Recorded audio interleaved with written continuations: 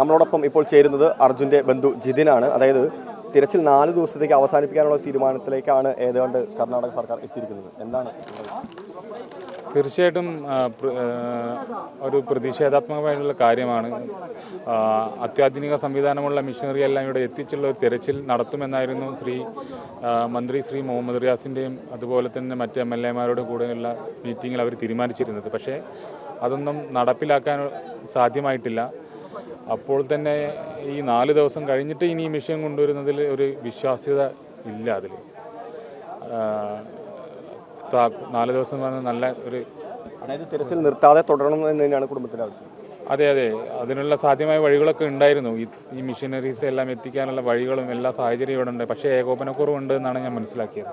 തീർച്ചയായിട്ടും അതായത് ഈ തിരച്ചിൽ ഒരു കാരണവശാലും നിർത്തിവെക്കരുത്, ഈ ഏകോപനത്തിൽ ചില വീഴ്ചകളുണ്ടായി എന്ന് തന്നെയാണ് കുടുംബം ആരോപിക്കുന്നത്. എന്തായാലും ഇന്ന് വൈകുന്നേരത്തെ അവലോകനത്തിന് ശേഷം ആയിരിക്കും ഇതിന് സംബന്ധിച്ച ഒരു കൃത്യമായിട്ടുള്ള തീരുമാനം ഉണ്ടാവുക.